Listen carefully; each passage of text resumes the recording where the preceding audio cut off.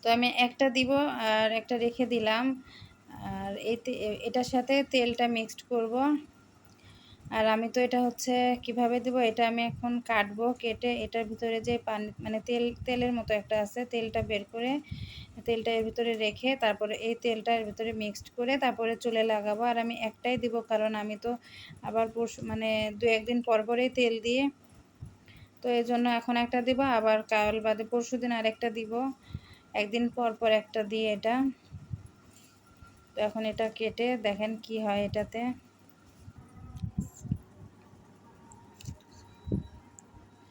আসসালামু আলাইকুম, কেমন আছেন আপনারা সবাই? আশা করি যে যেখানে আছেন ভালো আছেন। আলহামদুলিল্লাহ আমিও ভালো আছি।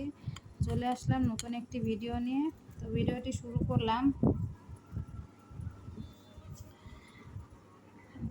শুরু করলাম। এই যে তেল দিব এটা থেকে। তো আমি তেলটা দুপুরে চুল দিতে চেয়েছিলাম, তো দুপুরে দেওয়া হয়নি। আর ক্যামেরাটা আমার ছেলেকে ধরতে দিছি, সে ঠিকভাবে ক্যামেরাটা ধরতে পারেনি। তো এই যে এখান থেকে কিন্তু এই যে তেলটা বের হচ্ছে, এই যে দেখছেন, এই তেলটা পুরোপুরি একসাথে মিক্সড করে নিব। হয়ে গেছে। তো দেখতে থাকুন, কে এভাবে তেল করেন চুলে অবশ্যই জানাবেন। এই তো আমি সীসা তেলটা ব্যবহার করি, আর এই যে এখানে তেলটা নিয়ে নিছি। তো এই যে তখন আমি এটা চুলে লাগাবো। সবাইকে দেখো আমি এইগুলো নিয়ে খেলছি। আর ফারহান কি বলে, কি বলো বাবা? আমি এগুলো নিয়ে খেললাম। তুমি এটা নিয়ে খেলছো? আচ্ছা ঠিক আছে, খেলো। আর আমি চুলে লাগাই। আমি পায়েও দিব। আর আমার ভিডিওটি যদি আপনাদের ভালো লেগে থাকে তাহলে অবশ্যই একটা লাইক সাবস্ক্রাইব করে দেবেন, আর আমার পাশে থাকবেন। ভিডিওটি বেশি বেশি শেয়ার করবেন, ভিডিওটি ফুল দেখবেন। তো আচ্ছা, আমি এখন তেলটা চুলে ইউজ করব। তো চুলে তেল দিয়ে ফারহানে পড়াতে আসলাম। ফারহান লিখছে, দেখেন ফারহানের হাতের লেখা দেখেন। যে আমার হাতে মাশাআল্লাহ আলহামদুলিল্লাহ ফারহান মোটামুটি লেখা শিখে গেছে। আর এই যে ফারহান, এমনি ফারহানের পড়ার প্রতি একটু চাহিদা আছে, যেমন ওকে বলা লাগে না, সন্ধ্যার সময় একাই বই নিয়ে পড়তে বসে লেখে। আবার যখন ওর পড়ার মনে চায়, সেটা সন্ধ্যাবেলা বলে না, ওর যখনই পড়তে মন চায় ও তখনই পড়তে বসে। মানে ও বিশেষ করে ওর লেখার প্রতি বেশি চাহিদা, ও ও একটু বেশি লেখে, মানে পড়ার থেকে আবার লেখে বেশি, একটু লিখতে চায়। তো যখন ওর মনে চাইবে যে লিখবে, তখন সঙ্গে সঙ্গে সিলেট নিয়ে লিখতে বসবে। আর এই যে ওকে সিলেটে লেখা শিখিয়ে তারপরে যে খাতায় লেখাচ্ছি। আর এই যে এখানে সিলেটও আছে, এই যে এর ভিতরে সিলেট আছে, এই দেখেন। আম্মুই তো গুছাই রাখে, তুমি গুছাই রাখো? হ্যাঁ, আমিও তো একটা শপিং ব্যাগ না পাই, এখানে রেখেছি। একটু শপিং ব্যাগ লাগবে। তাই। আর এই যে এটাকে সিলেট বলে, এটাতে লেখা শিখে তারপরে খাতায় লিখছে। খাতা আমি ভালো লিখি। খাতাই ভালো লিখি। দেখেন আমার রুমটা আমার ছেলে গুছাইছে। আলহামদুলিল্লাহ আলহামদুলিল্লাহ। আমার ছেলে ঝাড়ু ঝাড়ু দিয়ে কি করবো বাবা? ওই যে বেসিংয়ের নিচে আছে না। দেখেন আমার ছেলে রুম গুছাইছে, যতটুকু পারছে যেভাবে পারছে গুছাইছে। দেখেন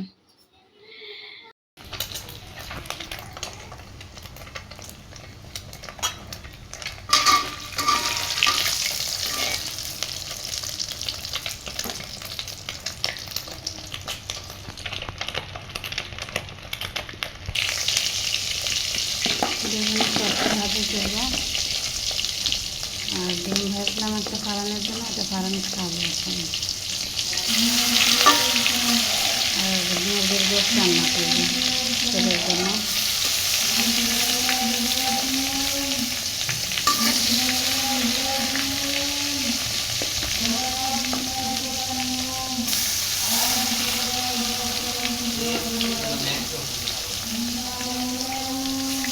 এই যে এই কে যেন একজন মারা গেছে এখানে, এখানে কে একজন মারা গেছে।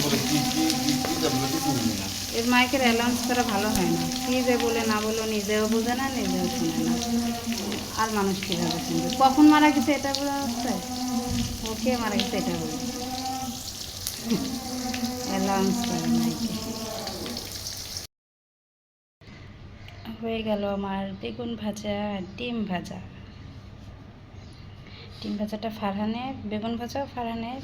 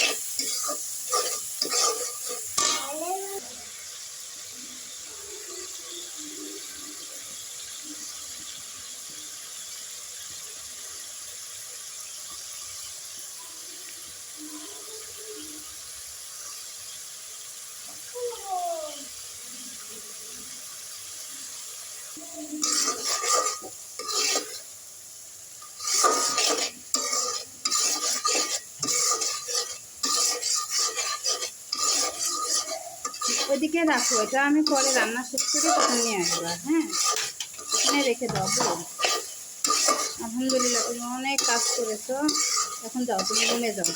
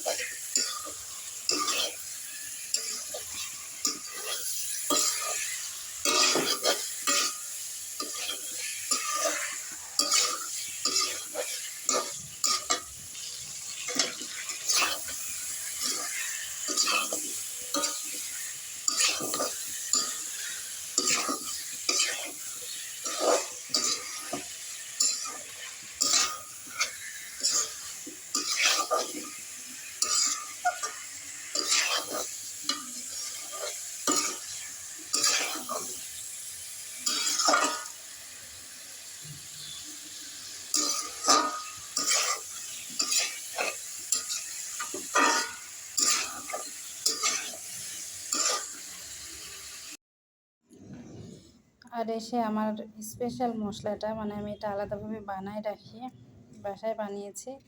তো এটা দিলে মানে প্রতিটা তরকারিতে তো দিই না, গোশ মাছ এগুলো তো দিলে একটা সুন্দর স্মেল আসে।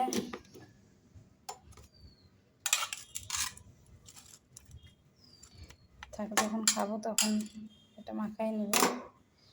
এই তো এই মশলাটা আমি আলাদাভাবে বানাই, মানে অনেকগুলো মশলা মিক্সড করে তারপরে ভেজে বাসায় বা পাটায় বেটে বানাই।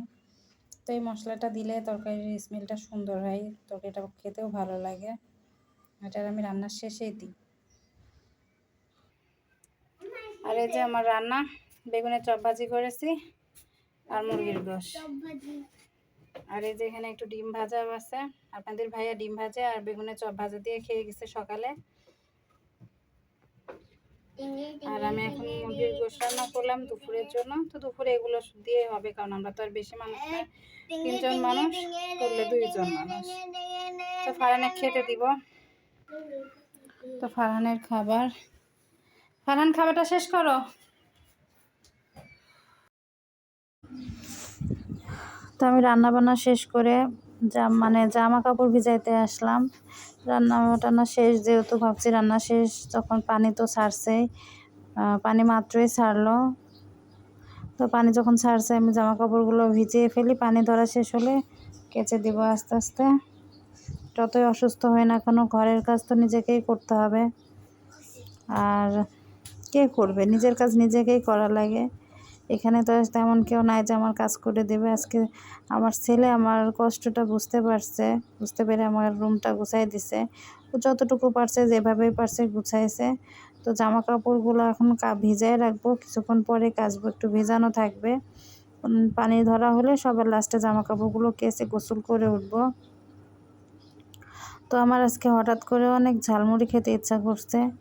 তো আপনাদের ভাইয়াকে ফোন দিয়ে বললাম যে বাসায় আসার সময় যেন একটু ঝালমুড়ি নিয়ে আসে আমার জন্য। এমনি তো বুকে ব্যথা করছে, গ্যাস্ট্রিকের জন্য না কেন যে বুকে ব্যথা করছে এটা তো জানি না, তারপরে ঝালমুড়ি খেতে ইচ্ছা করছে। তো এই তো